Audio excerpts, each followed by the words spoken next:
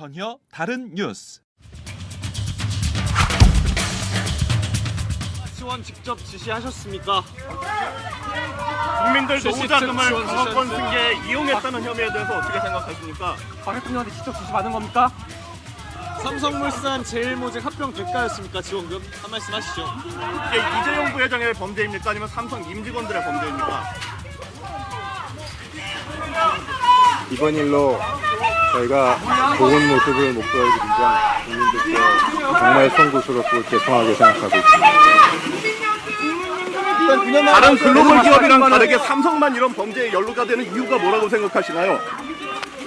검찰 수사단장이 너무 많이 오르는 거 아닙니까? 이유가 너무 청문회에서 지원 대가성 없다고 하셨는데요. 사실대로 말씀하신 거 맞아요?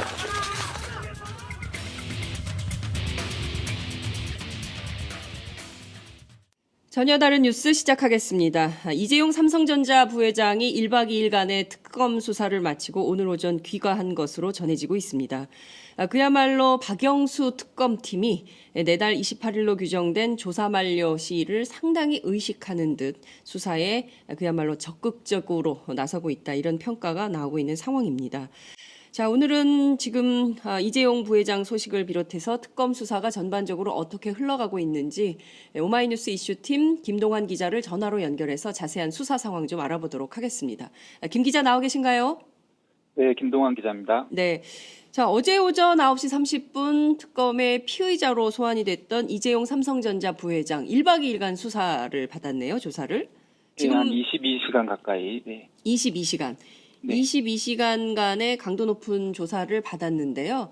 지금 이재용 부회장은 특검에서 빠져나간 상태입니까? 귀가가 됐습니까? 예, 금방 한 7시 50분경에 네. 귀가를 한 상태입니다. 아, 그렇군요. 그 귀가를 했다면 구속은 아닌 모양이죠. 그 일부 언론이 금명간 구속영장이 청구된다고 보도를 했는데 그것은 오보입니까? 그 부분은 지금 네. 지금 귀가를 한 것이기 때문에 좀 더 확인을 해봐야 되는 부분이긴 한데요. 네네. 원래 이제 어제까지 특검이 이 조사 중 계속 혐의를 부인할 경우에는 체포영장이나 구속영장 청구 가능성이 있다 언급을 했었습니다. 네네. 예, 통상 이제 피의자가 그냥 집에 보낼 경우에 네. 증거 인멸이나 말 맞추기 시도하는 걸 방지하기 위해서 이렇게 하는데요. 네. 일단 이 부회장은 오늘 집에 돌아간 것은 맞고요. 지금 여러 가지로 확인을 해본 결과 네. 적어도 이제 이번 주 안에 특검이 구속영장을 신청할 방침인 것으로 그렇게 얘기가 전해지고 있습니다. 아, 이번 주 내 구속영장을 청구한다.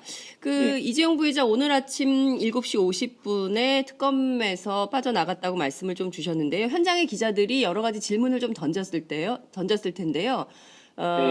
그 어떤 답변이 나왔는지 좀 궁금하네요. 어떤 질문과 어떤 답변이 있었는지요? 예, 결론부터 말씀드리면 이제 답변을 하지 않았고요. 기자들은 이제 충분히 소명했는지, 네. 청문회 때 위증했는지, 그리고 이제 구속영장을 청구한다고 하는데 어떤 심경인지, 그리고 이제 박상진 사장과 대면을 했는지, 그리고 박 대통령이 뭐라고 강요를 했는지, 그리고 삼성이 피해자라고 생각하는지. 근데 이제 아무리 질문을 해도 답변을 안 하니까 말씀을 안 하신 건가요? 라고 질문을 하기도 했었습니다.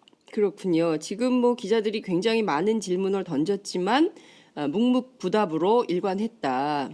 실제로 기본적으로는 구속영장, 이번 주 내에 이재용 부회장에 대한 구속영장 청구를 특검이 할 예정으로 나와 있기 때문에 그 부분에 대해서 사실 할 말이 없었을 수도 있겠다, 이런 생각이 좀 듭니다. 여러 언론 보도에 따르면 이재용 부회장이 어제 오전 9시 30분에 피의자 신분으로 특검에 출석하지 않았습니까?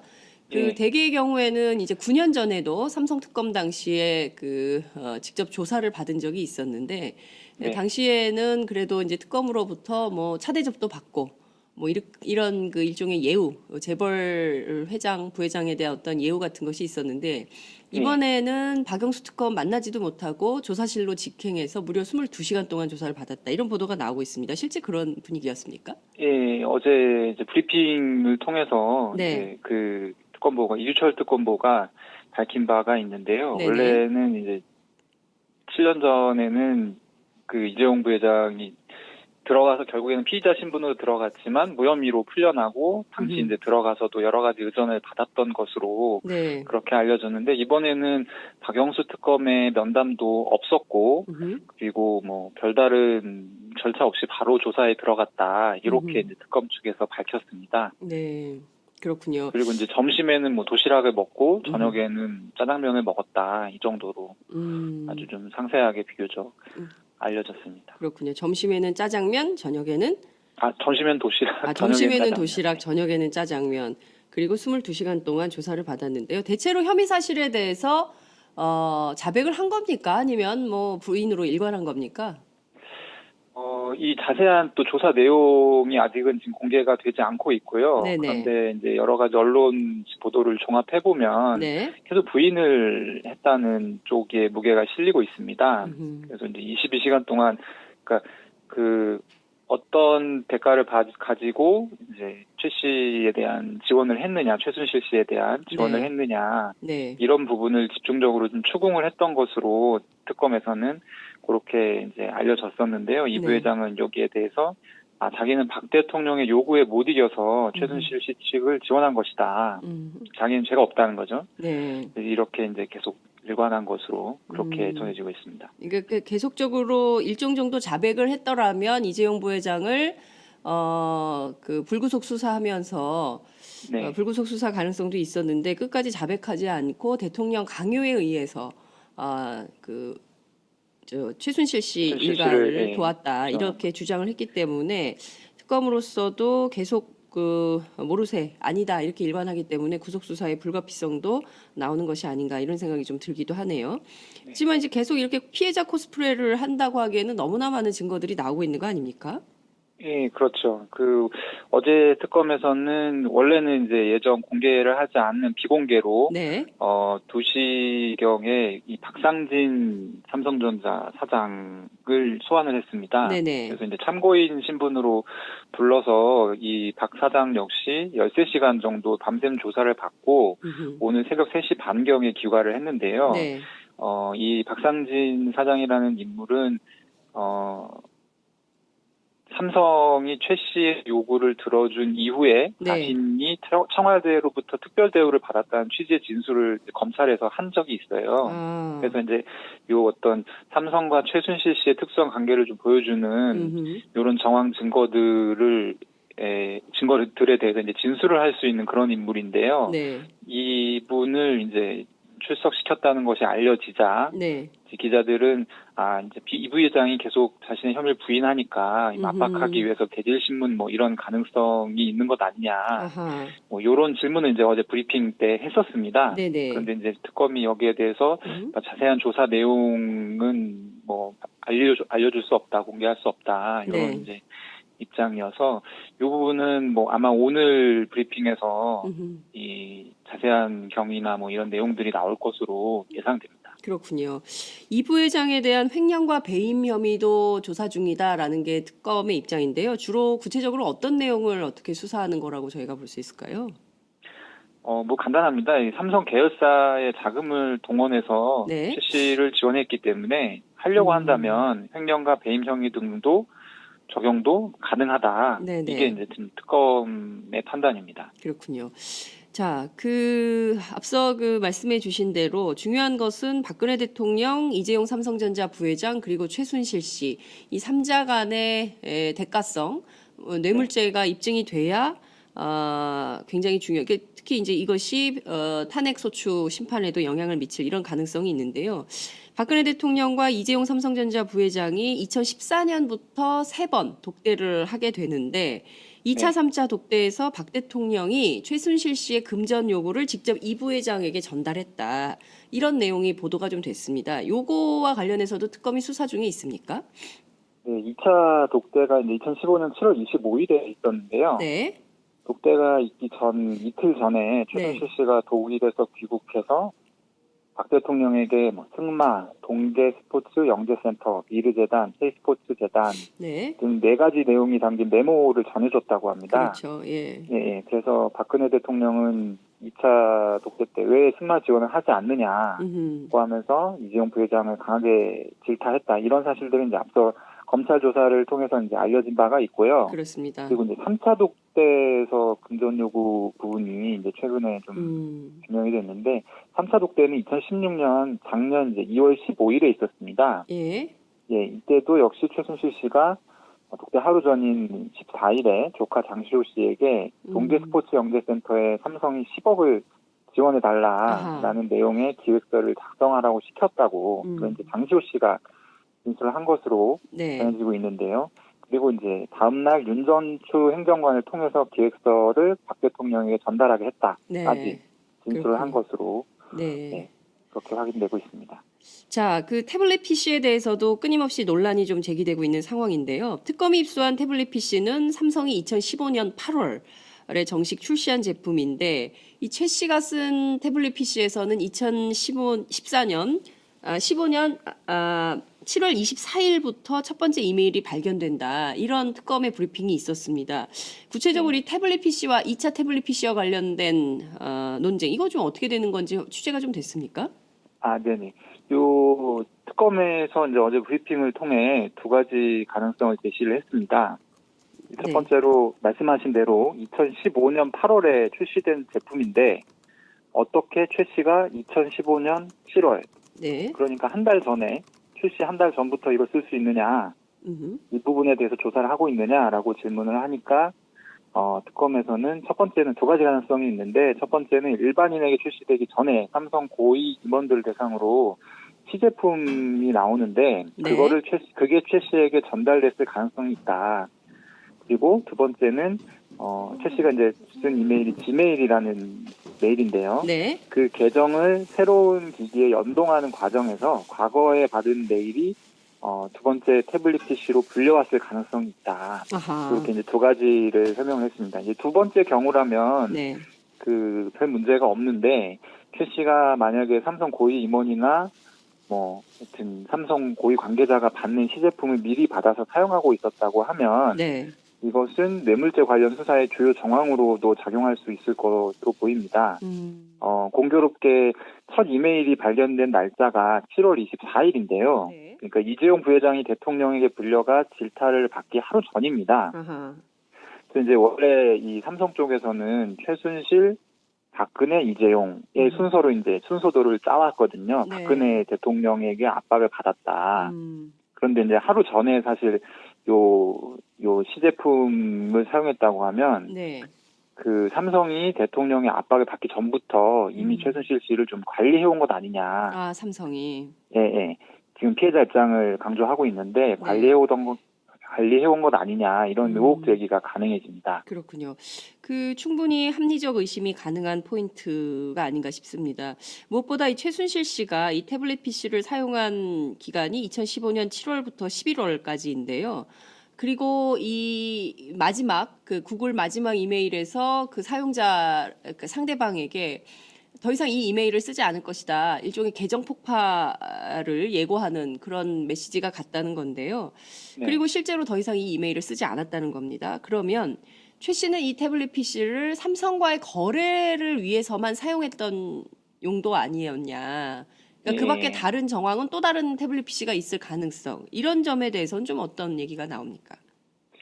그랬을 가능성도 있습니다. 실제로 이 태블릿 PC 안에 있는 이메일들은 대부분 최순실이 자신의 코레스포츠 법인 설립 과정과 관련해서 또 삼성 지원금 수수와 관련해서 이제 누군가와 주고받은 내용들입니다. 네. 그래서 이제 그런 내용들이 쭉 있기 때문에 말씀하신 부분이 충분히 가능하고요. 최순실이 마지막 메일 답장에서 앞으로 이 메일 계정은 사용하지 말라라고 이제 또 하는 부분이 검찰 수사 결과 이제 드러났기 때문에 네. 말씀하신 부분이 충분히 가능성이 있고 또 재미있는 점 하나는 네. 이 태블릿 PC를 사용한 기간이 2015년 7월부터 11월까지잖아요. 그렇죠. 그리고 이제 앞서 JTBC 쪽에서 이제 보도한 네. 그 태블릿 PC 사용 기간이 또 있습니다. 이제 중간에 시간이 좀 비는데요. 그러니까 예. 태블릿 한 대 또 이제 검찰에서 발견한 이번에 장시호 씨를 통해 입수한 그 태블릿 PC 한 대 사이에 또 이제 시간이 비는데 네. 요 기간에 또 삼성이 새로운 태블릿 PC를 출시했던 그게 있어요. 그래서 지금 예, 한 대가 더 있는 거 아니냐. 그 중간에 공백을 메울. 네. 예, 근데 요거에 관련해서는 뭐 이렇다 할 증거는 없는 상황인데 너무 시간이 딱딱 맞아 떨어지니까 네네. 예, 그럴 가능성에 대해서도 예, 저희가 촉각을 곤두세우고 있습니다. 그렇군요. 자, 삼성 다음은 SK 롯데가 타깃이다. 이런 보도가 흘러나오고 있습니다. 실제로 수사가 진행 중에 있습니까? 네, SK와 롯데는 미르와 K스포츠 설립 당시 지원금을 많이 냈는데요. 네. SK가 111억 원, 롯데가 45억 원을 냈습니다. 네. 근데 이제 당시에 SK는 최태원 회장 사면, 네. 롯데는 면세점 인허가라는 그 그룹 내 주요 현안이 있었습니다. 네네. 그래서 특검에서는 박 대통령이 이들 현안을 해결해주는 조건으로 재단 출연금을 요구했을 가능성이 높다. 아하. 예, 그거 들어줄 테니까 재단에 돈을 내라 이런 거래가 오고 갔을 수 있다는 거죠. 네. 그래서 이제 현재 이재용 부회장은 물론이고 신동빈 롯데 회장과 최태원 SK 회장 등 재벌 총수 몇 명에 대해서도 지금 출국 금지를 시켜놓은 상황입니다. 그렇군요. 자, 그러면 어찌됐든 삼성 이후에 SK, 롯데 어제 뭐 그 이재용 부회장 소환 그 현장에 SK와 롯데 관계자들도 상당히 많이 나가서 이후에 혹여라도 총수가 출석할 것에 대비했다. 뭐 이런 보도들도 나오던데요. 실제로 기민하게 재벌 기업들이 이번 사태와 관련해서 어떤 움직임을 보일지 그리고 또 특검이 어떻게 수사할지 지켜봐야 될 것 같습니다. 네. 자, 이번 게이트를 사실상 박근혜 대통령이 직접 주도한 이런 여러 흔적들이 나오고 있는 상황인데요. 안종범 전 수석에게 박근혜 대통령이 미르재단 그리고 K스포츠재단 모금은 청와대가 주도한 게 아니다. 이런 취지의 진술을 하라. 지시한 정황이 발견됐다고요? 아, 네.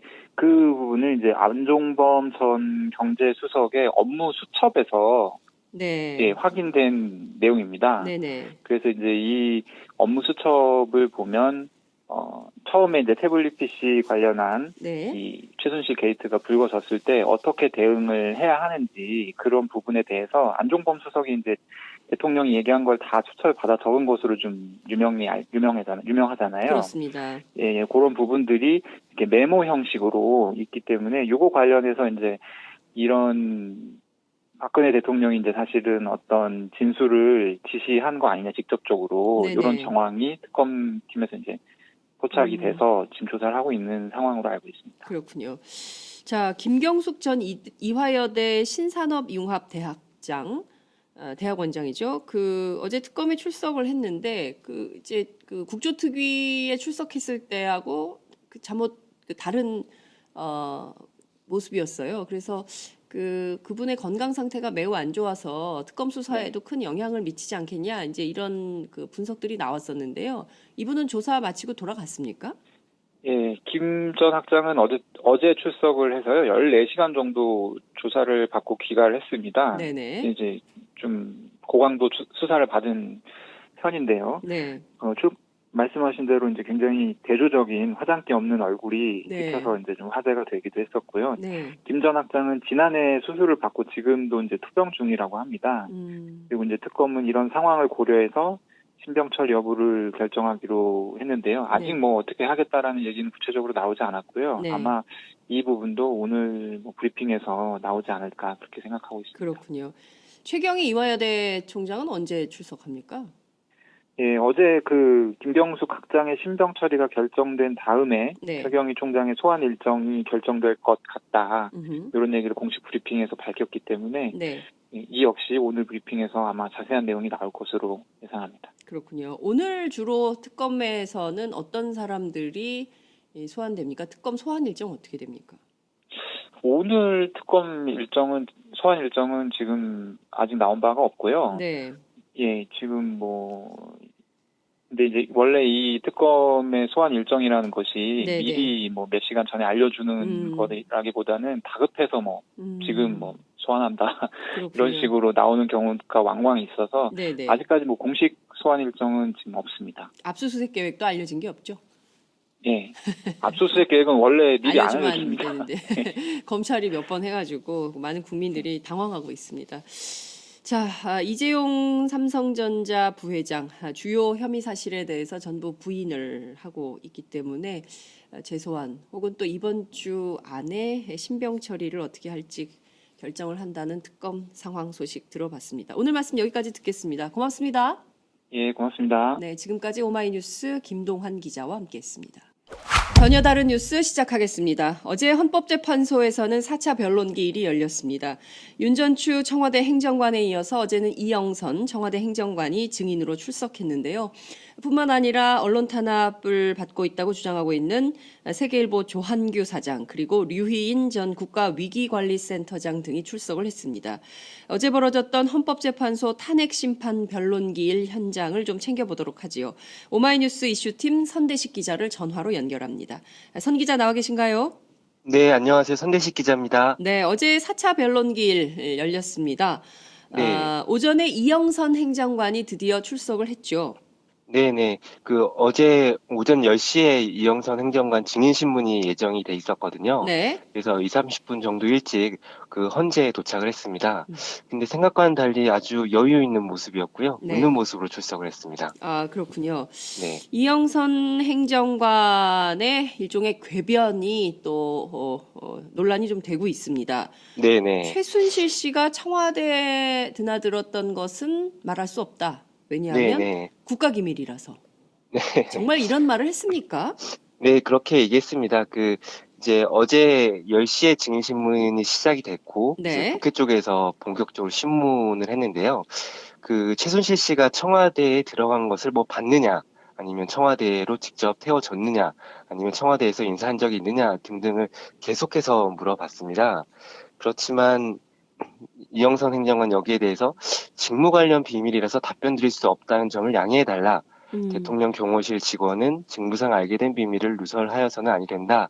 이렇게 계속 앵무새 답변만 계속했습니다. 그러니까 네. 2시간 동안 한두 번 이렇게 얘기 나온 게 아니고요. 네. 계속 10번 넘게 계속 이렇게 이어져서 국회 쪽 대리인단은 물론이고 헌법재판소 재판관들도 정말 이 모습을 보면서 좀 질책도 하고 그렇게 했거든요. 그렇지만 이영선 행정관은 계속해서 앵무새 답변만 늘어놓았습니다. 네. 근데 이제 다른 거 다 떠나서 최순실 네네. 씨 일종의 이제 그러면 주사 네. 아줌마, 기치료 네. 아줌마 이런 네네. 분들 이런 일종의 이제 보안 손님이라고 지칭됐던 네. 이런 청와대 업무와 관련이 없는 일종의 이제 예. 박근혜 대통령의 개인 어떤 개인과 관련된 네네. 이런 일종의 치부라고도 저는 개인적으로 좀 생각을 합니다만 이런 예, 거와 예. 관련된 것이 전부 직무상 취득한 비밀이다 이렇게 주장을 네. 하고 있다는 건데요. 예, 예. 이런 궤변에 대해서 앞서 말씀하신 헌법재판관 네. 좀 어떤 입장이던가요? 좀 이렇게 용인하고 납득하는 취지였습니까? 아니면 어떤... 네, 그건 아니었습니다. 우선은 이게 또 한 차례 이런 모습이 보여진 건데요. 그러니까 무슨 말이냐면 지난 5일날 윤전추 행정관 증인신문이 이루어졌을 때도 윤전추 행정관은 이제 박근혜 대통령 사생활이라고 좀 해볼게요. 네. 그와 관련된 내용에 대해서는 비밀이라서 알려드릴 수 없다라고 했거든요. 네. 그때는 이제 헌법재판소 재판관들이 좀 타이르듯이 그거는 비밀이 아니다. 그거는 국가 이익에 관련이 없고 또 본인이나 가족의 범죄 행위와도 관련이 없기 때문에 네. 이런 얘기들은 해야 된다고 이제 타이르듯이 얘기를 했습니다. 그런데 그런데 이제 오늘 같은 경우는 그게 또 한 차례 또 반복이 됐고요. 네. 그리고 말씀하셨지만 궤변이라고 해야 될까요? 네, 좀 이해하기 어려운 말들 좀 늘어놓기 때문에 네. 재판관들이 좀 화가 좀 나 있었다고 저는 보여지더라고요. 좀 그래요. 따져묻고 질책도 하더라고요. 그래서 박한주 소장은 아니 이게 어떻게 국익이나 국가안보에 중대한 영향을 미칠 수 있는 것이냐. 예. 그런 게 비밀로 분류될 수가 있지. 네. 최순실 씨가 들어갔다는 건 이게 국익이나 국가안보와는 전혀 관련이 없지 않느냐. 네. 좀 얘기를 해라. 이렇게 얘기를 했었습니다. 음. 그렇지만 이영선 행정관은 여기에 대해서는 아랑곳하지 않고 계속 모른다. 그러니까 말씀드릴 수 없다. 이렇게 얘기를 했고요. 특히 주심 재판관인 강일원 재판관이 아주 세게 얘기를 했습니다. 네. 그러니까 이게 대통령이 억울할 수도 있지 않느냐. 그러면은 소상히 밝히는 게 의무다라고 좀 이렇게 설득도 했고요. 네. 그리고 이게 비공식 업무, 사적인 영역의 업무라고 하는데 이게 국가의 안보와는 전혀 관련이 없는 것처럼 보인다. 그렇기 때문에 최순실 씨가 몇 차례 출입했는지 이런 얘기를 좀 해야 되지 않느냐. 이렇게 네. 얘기를 했고요. 특히나 이제 이제 어제 같은 경우는 이영선 행정관이 윤전추 행정관과 마찬가지로 이제 말할 수 없다, 기억나지 않는다라고 주로 얘기했는데요. 네. 하지만 유일하게 아주 잘 기억하는 게 하나 있었습니다. 어떤 건가요? 그게 박근혜 대통령이 이제 의상실 쪽에 돈대금을 지불하라고 지시했다는 건데요. 네. 뭐 이게 결국에는 그러니까 최순실 씨가 대신 냈다면 뇌물죄와도 연결될 그렇죠. 수 있기 때문에 네. 아마 그래서 뭐 좀 더 기억하려고 노력을 했던지 아니면은 뭐 어떻게 청와대에서 좀 이런 내용에 대해서는 좀 뭐 윤여찬 행정관도 마찬가지겠지만 좀 입을 맞췄던지 뭐 이런 게 좀 예상이 되는데요. 어쨌든 이런 것들은 아주 뭐 소상히 밝혔습니다. 그래서 사실 박 대통령이 누군가한테 돈을 줬다는 게 더 비밀이라는 건 누구나 알 수 있잖아요. 그렇죠. 이런 것들은 아주 소상히 밝히면서 뭐 음. 최순실 씨가 몇 차례 들어갔는지 이거는 뭐 이미 여러 차례 나왔고 뭐 윤전추 행정관도 증언을 했고요. 네. 이런 부분에 대해서는 계속 직무상 비밀이다라고 음. 하면서 전혀 답변을 하지 않았습니다. 그러니까 일종의 박근혜 대통령 탄핵 심판에 그러니까 대통령에게 불리한 진술, 혹여라도 예, 예. 불리할지 네네. 모르는 진술에 대해서는 그야말로 원천봉쇄 전략으로 말을 네네. 아끼고 삼가하고 최순실 관련해서는 거의 금기어 비슷하게 네네. 기밀이라는 게 말이 됩니까? 여하튼 네네. 그렇고 그리고 이제 네. 의상실 관련해서는 이 부분은 이제 윤전추 행정관도 강력하게 네. 주장을 했던 바인데 이영선 네. 행정관 역시도 이게 뇌물죄가 혹여라도 적용될 여지를 차단하는 차원에서의 네네. 진술을 했다 이렇게 볼 수가 그렇게 있을 것 보이죠. 같습니다. 네네. 자, 이정미 재판관이 이영선 네. 행정관에게 위증 경고를 했다고 네. 했는데요. 구체로 네. 어떤 대목에 대해서 위증 혐의가 있다고 본 것입니까? 네, 뭐 얼마 전에 뭐 이런 제목의 기사를 다들 보셨을 겁니다. 네. 그 뭐 최 선생님 들어가십니다. 뭐 네. 기치로 아줌마 들어가십니다. 뭐 이런 예, 것들이 예, 예. 있었는데요. 2013년에 이영선 행정관이 이제 정호성 당시 비서관한테 네. 그 최 선생님 들어가십니다라는 문자 메시지를 보냈습니다. 이게 네. 그 뭐 이영선 행정관의 대포폰에 남아 있어서 확인이 된 건데요. 네. 그래서 이영선 행정관은 이 최 선생님이 최순실 씨라는 거는 인정했습니다. 뭐 말은 뭐 그렇게 핸드폰에 나와 있으니까 그런 것 같습니다라고 했는데요. 네. 그럼 이게 그 이제 어제 주장과는 이게 모순이 되는 겁니다. 음흠. 그러니까 이영선 행정관은 최순실 씨가 들어가는 걸 받고 이거를 정호성 당시 비서관한테 보고를 했다는 말인데요. 네. 근데 어제 증언에서는 최순실 씨와 관련된 얘기에 대해서 전혀 말을 못한다라고 했습니다. 네. 그렇기 때문에 이제 재판관들은 이게 위증이 될 수도 있다라고 계속 지적을 했었던 부분입니다. 네. 그렇군요. 그 끊임없이 이 말 바꾸기 그리고 네. 그 꿰맞추기 뭐 이런 네네. 시도가 보이는데 예, 지난주에 윤전추 행정관의 진술 그리고 또 네네. 이번 주에 이영선 행정관의 진술을 비교 분석해 보면 네. 좀 일맥상통하는 어떤 그 일종의 이제 전술 네네. 이 피해가기 전술의 그 전법이 좀 보일 것 같다 예, 이런 생각이 예. 좀 드는데 어떤 그렇죠. 차이가 좀 있습니까? 그 우선은 뭐 공통점을 뭐 공통점. 말씀드리는 게 나을 예, 것 같은데요. 예, 아까도 예. 말씀드렸듯이 뭐 다른 것들은 기억 안 나지만 최순실 씨와 관련된 의상실에서 만났던 부분에 대해서, 그러니까 돈 봉투를 지급했던 부분에 대해서는 아주 소상하게 기억을 했습니다. 네. 그리고 또 한 가지 눈에 띄는 거는 이 윤전추 행정관이나 이영선 행정관이 최순실 씨를 잘 모른다라고 이제 얘기를 한 부분인데요. 그러면은 뭐 아시겠지만 그 이 두 사람이 그 이제 신사동의 의상실에서 네. 마치 최순실의 수발을 드는 것처럼 개인 비서를 하는 그렇죠. 것처럼 행동하는 모습이 다 영상에 찍혀서 보여주지 않았습니까? 맞습니다. 그래서 이제 재판관들도 그렇고 이제 국회 쪽 대리인들도 좀 의문을 제기했는데요. 네. 두 사람 다 한결같이 이렇게 얘기를 합니다. 뭐 가라고 해서 갔더니 거기 최순실 씨가 있었다. 그러니까 우연찮게 최순실 씨를 만났다. 뭐 이런 겁니다. 한 번만요?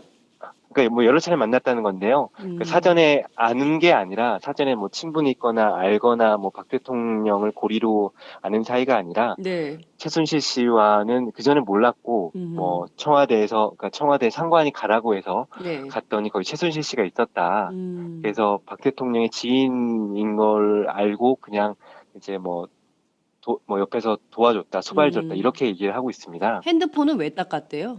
네, 본인이 경호원이기 때문에 네. 거기에서 나온 습관이라고 하더라고요. 모든 네. 핸드폰을 닦는답니까? 뭐 거기에 대해서는 그렇게 얘기하지 않았는데요. 네. 어쨌든 자기 습관이다 이렇게 좀 둘러댔고요. 말이 어쨌든 안 되는 얘기. 예. 이걸 보면서 이 뭐 윤전추 행정관이나 이영사 행정관도 최순실 씨와의 친분이나 이런 것들 좀 차단하면서 이제 본인들도 최순실 씨 국정농단 뭐 책임이나 이런 것과는 좀 거리를 두려는 것처럼 보이더라고요. 그러니까 이제 그 박근혜 대통령이 의상실 쪽에 대금을 전달했다는 부분을 소상히 진술하면서 박근혜 대통령이 이제 이 국정농단과는 또는 뇌물죄와는 관련이 없는 것처럼 이제 비춰지도록 노력을 하는 거고요. 네. 또 한편으로는 본인들이 이제 최순실 씨와는 관계가 없다. 우연히 그냥 전 지시에 따라서 갔던 최순실 씨가 있었다라고 얘기하면서 이런 최순실 씨 국정농단과는 또 본인들과는 관련이 없는 것으로 좀 선을 긋기 위해서 네. 이렇게 두 부분에서 아주 강력하게 동일하게 증언을 했습니다. 네. 그 두 사람 모두 상관의 지시라고 했는데 이 상관이 누구를 얘기를 합니까? 왜냐하면 네. 윤 전 행정관의 경우에는 네네. 자신은 대통령의 비공식 그리고 사생활과 네네. 관련된 업무를 네. 하고 있기 때문에 네. 다른 영역은 모른다 이런 주장을 네. 했는데 여기서 네. 얘기하는 상관은 박 대통령을 얘기하는 겁니까?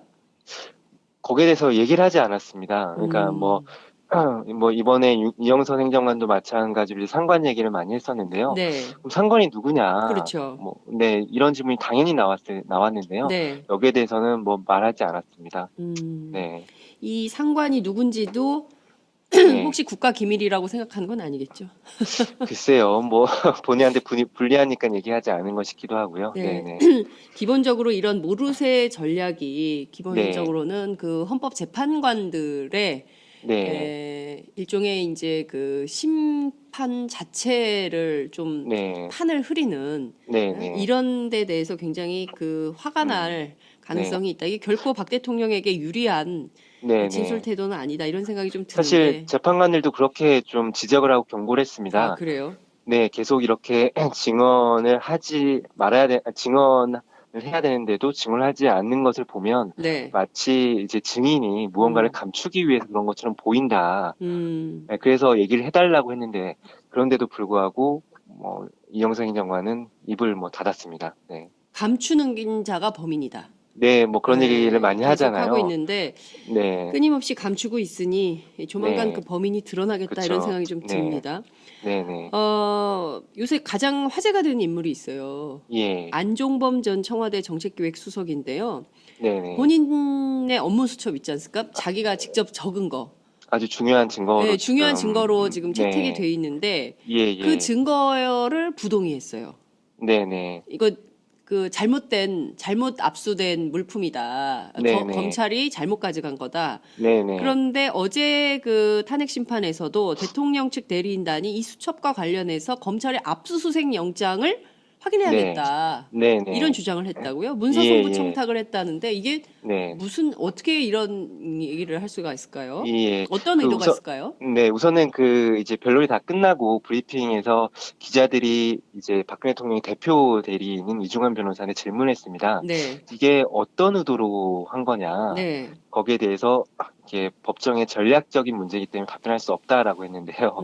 근데 뭐 이거는 뭐 그렇게 뭐 추측하기 어려운 문제는 아닌 것 같습니다. 이게 네. 태블릿 PC와도 좀 비슷하다고 볼 수 있는데요. 네. 뭐 최순실 씨 재판에서도 거기에 나온 최순실 씨나 아니면 그 변호사들이 태블릿 PC에 대해서 감정을 해야 된다. 뭐 이렇게 계속 얘기를 하고 있는데요. 네. 뭐 이 이유는 이게 본인들한테 불리한 증거이기 때문에 네. 그렇게 얘기하기도 하고요. 그래서 이번 같은 경우도 부동의한 건 당연히 이제 이 업무수첩이 본인한테 불리하기 때문에 부동의를 한 거고요. 네. 그리고 이제 압수수색 영장을 확인하겠다라고 하면서 이제 문서를 좀 볼 수 있도록 해달라고 한 건데요. 네. 이거는 어떤 의미냐면 이제 이 업무수첩을 이제 압수수색할 때 검찰이 이게 안종범 씨나 박근혜 대통령이나 이런 최순실 씨의 그런 국정농단 사건 네. 뭐 이와 관련된 게 아니라 안종범의 그 위증, 그러니까 이거를 그러니까 그 진실대로 말하라, 그러니까 허위 증언을 이제 교사하는 관련된 사건의 네네. 그 자료로 이제 요청한 거다라는 거예요. 그래서 이거는 국정농단 사건과는 전혀 관련이 없는 문제, 없는 자료다, 네. 증거다 이렇게 주장하기 위해서 좀 이런 얘기를 한 겁니다. 네. 근데 좀 굉장히 복잡한 설명을 해주셨는데 네네. 핵심은 본인이 써놓고도 본인이 이게 증거가 아니다. 네네. 본인이 이제 업무수첩에 빼곡하게 다 기록한 것들. 네네. 초반에는 이거를 다 이제 내놓고 사실상 자백하는 분위기였는데 갑자기 네네. 급선회에서 본인이 기록한 수첩에 대해서도 증거가 아니라고 이렇게 주장을 네네. 하면 이거 굉장히 네네. 얼토당토하는 상황이다. 예. 교수님이신데 이분이 왜 이렇게 하시나? 네. 예, 좀 어쨌든 뭐 불리하니까 그렇게 얘기를 하는 거겠죠. 어떤 네네. 의도가 있는지 네. 저희가 좀 간파를 해보도록 하겠습니다. 예, 그리고 예. 세계일보 조한규 사장이 출석했죠? 네, 조항규 사장이 출석했고요. 그리고 세계일보 이제 조현일 기자, 이 기자가 그 정인의 문건을 보도한 기자입니다. 이 네. 두 사람이 출석을 했습니다. 네. 그렇군요. 세계일보 사장 해임에는 청와대 고위 관계자가 개입이 돼 있다. 네네. 이런 주장을 한 네네. 것으로 전해지고 있는데요. 예. 구체적으로 누가 세계일보 사장 해임에 개입했다는 겁니까? 그 뭐 조항규 사장은 뭐 거기에 대해서는 자신이 알 수는 없다고 했습니다. 그러니까 그때 상황을 좀 얘기를 했는데요. 그 한학자 통일교 총재의 비서실장이 자신에게 와서 그 이제 청와대에서 이제 당신의 해임을 요구한다더라. 그래서 좀 해임을 해야겠다라고 했다는 건데요. 네. 뭐 조항규 사장은 뭐 자신은 뭐 정확히 그때 누가 뭐 해임을 청와대에서 얘기를 했는지는 듣지 못했지만 네. 세 사람 중에 한 명인 것 같다라고 했습니다. 음. 뭐 김기춘 비서실장 그리고 김상률 이제 당시 교육문화 수석 예. 그리고 김종 전 문체부 장관 차관이죠. 세 차관이죠. 사람 중에 한 사람이지 않을까라는 얘기를 했습니다. 음. 뭐 그 이유는 이제 김기춘 실장 같은 경우는 김영한 비망록의 세계일보 대응 공격에 대해서 이제 구체적으로 지시한 내용이 나오죠. 네. 그리고 김상률 수석 같은 경우는 당시에 이제 세계일보에 대한 대응을 처음에는 청와대 홍보수석실에서 했는데요. 네. 그 다음에는 이제 교육문화 수석이 수석실에서 진행했습니다. 네. 그래서 그 당시에 이제 세계일보 재단에 속한 학교들이 꽤 많거든요. 그래서 그와 관련해서 이제 청와대가 이제 그거를 고리로 이제 좀 압박을 하기 위해서 김상률 수석을 좀 내세웠다 이렇게 좀 추측을 하고 있더라고요. 그리고 아무래도 종교재단은 좀 문화부 쪽이니까 또 김종 문체부 차관도 아마도 압력을 넣을 수 있는 위치에 있지 않았을까라는 게 조항규 사장의 이제 추측입니다. 그렇군요. TV조선 보도에 따르면 2014년 십상시 파문 당시에 한 음식점 사장 네네. 인터뷰를 통해서 네. 십상시 회동이 정말 있었고 네. 당시에 그 문건을 들고 와서 회의하는 거를 여러 차례 목격을 했다라는 목격자 네네. 진술이 좀 나와 있기 때문에 예, 당시 예. 세계일보 보도와 네. 관련해서 그리고 정윤회 씨가 실제로 국정농단에 개입한 흔적 이 문제와 관련해서도 특검이 현재 수사 중에 있기 때문에 예. 이 점에 대해서도 저희가 주목해서 봐야 된다 네. 이런 말씀을 좀 드릴 수 사실 있겠습니다. 어제는 조항규 사장뿐만 아니라 조현일 기자도 나왔다고 말씀드렸는데요. 네, 조현일 기자의 좀 증언을 두고 좀그 많은 사람들이 좀 가슴 아파했습니다.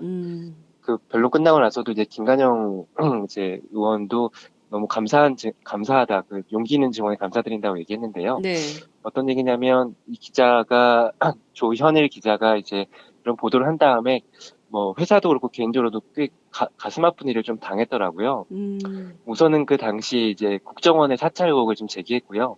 그래서 본인이 신변 위협을 이제 그런 느껴가지고 이제 칼을 들고 다녔다고 했습니다. 아이고, 예, 수사기관에 있는 지인으로부터 국정원이 자기를 좀 지켜보고 있다는 얘기를 들었다라는 얘기를 듣고 나서는 수사기관 지인이 칼을 전해줬고요. 본인은 이제 칼을 지니고 다녔고 그리고 기자가 아이들이 칼을 들고 다녔다는 거죠. 네. 그리고 이제 그 아내한테는 아이들 등하굣길을 좀 계속 좀 챙겨달라고 했고요. 그리고 좀 뭐 개인적으로 이제 가슴 아픈 얘기도 했었는데요. 1월에 이제 그 정인의 문건과 관련된 검찰 수사가 있었습니다. 네. 누가 유출했고 이런 것들인데요. 그 다음에 아내는 혈액암에 걸렸고 본인은 자율신경계 이상 증상으로 지금 치료를 받고 있다. 그래서 이제 그런 가슴 아픈 얘기를 해가지고요. 좀 뭐 심판 정도 그렇고 이렇게 좀 많은 분들이 좀 가슴 아파했었습니다. 네. 그렇군요. 어쨌든 이게 또 정상적인 나라입니까? 기자가 네. 그 진실 보도를 위해서 네네. 취재를 했을 뿐인데 저널리스트로서 진실 보도, 사실 보도를 위해서 애썼을 뿐인데 네네. 부인이 혈액암에 걸리고 본인은 네. 자율신경계 이상으로 현재 치료를 받고 있고 아이들의 등하굣길을 살펴봐야 되며 칼을 들고 다녀야 칼을 되는. 들고 다녀야 되는 상황. 네네. 저는 시청자 여러분께 여쭙고 싶습니다. 네네. 이게 대한민국의 지금 상황입니다. 네. 그 박근혜 조현희 정부에서 기자가 벌어지고 있는 이 현실, 네. 여러분 어떻게 그래서 보십니까? 조현희 기자가 마지막에 이런 얘기도 하더라고요. 그러니까 이제 정인의 문건이 처음 터졌을 때 네, 모든 사람들이 제 역할을 했다면 지금 같은 일이 벌어질 수 있었을까? 그러니까 뭐 검찰은 제대로 이제 누가 유출했는지가 아니라 그 비선실세 파문 의혹에 대해서 좀 제대로 수사를 하고 언론도 좀 그렇게 이 비선실세에 대해서 또 주목을 하고 뭐 청와대에서도 이런 부분에 대해서 감찰을 하고 했다면 지금 같은 일은 벌어지지 않았을까라고 좀 담담하게 얘기를 하더라고요. 그래서 그런 얘기를 들으면서 좀 가슴이 아팠습니다. 네. 이게 빨리 헌법재판소에서 탄핵 심판을 통해서 또 다른 죄가 있는 사람들은 형사재판을 통해서 빨리 결정이 좀 돼야 되는 여러 가지 이유들이 이 네네. 법정에서 나오고 있다 이런 말씀 좀 드리고 싶네요. 네네. 자, 그나저나 그 국회 측 대리인단이요. 어제 네네. 그 네. 대통령이 일관되게 주장하고 있어요. 관저 네. 집무실. 네네, 근데 맞습니다. 대개의 네. 경우는 관저에는 집무실이라는 것은 없다. 응접실은 네. 있을 수 있다. 네, 그 관저에 무슨 의상실, 집무실, 관저는 집이다, 집. 예? 네. 사람이 네네. 사는 집이다. 근데 관저에 무슨 집무실이 있고 의상실이 있냐. 이거 말이 안 네네. 된다라는 네. 전직 청와대 관계자들의 주장이 계속 나오고 있습니다. 네네. 그 실체에 대해서도 논란이 좀 됐던 걸로 압니다. 이 현장 검증해야 된다. 네네. 국회 측 대리인단의 그 김관영 의원이 그런 주장도 했었는데요. 예. 대통령이 재택근무했냐? 이게 네. 제가 처음 얘기한 겁니다. 팟짱에서 김관영 의원하고 네. 인터뷰하면서 예. 논란이 있었죠. 예, 뭐 이게 사실 윤 전 추행정관 증인신문 때도 이제 논란이 된 건데요. 네. 그러니까 대통령 쪽은 이제 끊임없이 관저집무실이라는 표현을 쓰고 있습니다. 뭐 아시겠지만 관저는 관저고 집무실은 집무실인데 네. 관저와 집무실을 붙인 단어에 대해서 이제 처음 들어봤던 사람들 많이 있을 텐데 뭐 다들 처음 들어봤습니다. 네. 어쨌든 청와대에서는 이렇게 쓰는 이유가 있습니다. 당시에 이제 4월 16일, 그러니까 2014년 4월 16일 세월호 참사 당일에 박근혜 대통령은 집무실에 없었습니다. 관저에 있었습니다. 그러니까 말 그대로 재택근무를 했다는 네. 건데요. 어쨌든 청와대에서는 관저에도 집무실이 있어서 거기에서 직무를 볼 수 있다라고 계속해서 주장을 하고 있습니다. 하지만 국회 쪽에서는 이런 얘기를 하더라고요. 그러니까 모든 공무원은 이제 유연근무제, 뭐 탄력근무제라는 걸 통해서 네. 그러니까 재택근무를 하기 위해서는 법적인 근거를 통해서 이제 윗선에 이제 보고를 하고 해야 되는데 박 대통령에 대한 재택근무는 전혀 이런 근거가 없는데 어떻게 해서 관저에서 일을 했느냐라고 이제 주장을 했습니다. 네. 예, 특히나 이제 류희인 전 국가위기관리센터장도 출석을 했었는데요. 그렇죠. 이분이 김대중 정부, 노무현 정부에서 10년 동안 청와대 NSC, 뭐 우리가 벙커라고 하잖아요. 네네. 그곳에서 위기관리 업무를 했던 분인데요. 이 사람은 어쨌든 위기관리 상황에서 대통령한테 급박하게 전화를 해야 되는 상황도 많았고요. 네. 보고를 해야 되는 상황도 많았기 때문에 이 뭐 집무실 개념에 대해서 정확히 얘기했는데요. 물론 이제 이거는 류인 전 센터장이 김대중 정부, 노무현 정부 때 일했을 때 상황이긴 한데요. 네. 그 당시에는 관저 집무실이라는 개념 전혀 없었다. 관저는 관저고, 관저는 말 그대로 집이고, 네. 집무실은 말 그대로 일하는 곳이다. 네. 그래서 관저 집무실은 듣도 보지도 못했다라고 했습니다. 네, 그래서 그렇게 계속 공격을 했고요. 네. 하지만 대통령 쪽에서는 계속해서 관저 집무실이라는 얘기를 했고, 이영사 행정관도 이제 그에 맞춰서 관저에서 일을 했다라고 계속 얘기를 했습니다. 네. 멀지 않잖아요. 네네. 유시민 전 장관에 따르면 관저에서 집무실 도보로 3분 이내, 네네. 5분 이내, 천천히 네. 가면 5분, 빠른 걸음으로 가면 3분. 그리고 네네. 다 떠나서 우리가 출근은 해야 되죠. 출근은. 그죠? 예. 일단 네. 출근을 해서 출근 도장은 찍고 그 다음에 네. 뭘 하든지 해야지. 네. 출근 도장 찍고 커피 마시러 가잖아요. 직장인들도. 네, 그렇죠. 네. 근데 지금 대통령은 집에서 재택근무하시면서 혼자 밥 드시고 네. 전부 보고서 팩스로 받으시고 전화 통화만 네. 하고 대면 보고도 네. 없고 이런 건데 그 류인 센터장 굉장히 궁금한 게 있는데 네. 세월호 당시에 네. 만약에 이게 이제 노무현 정부나 김대중 정부에서 이런 일이 있었다면 네. 어떻게 대응을 했다고 우선은 생각하실까요? 그 김장수 이제 당시 국가안보실장 이런 얘기를 했었잖아요. 박근혜 대통령이 소재지를 몰라서 네. 보고를 여러 군데에 넣었다.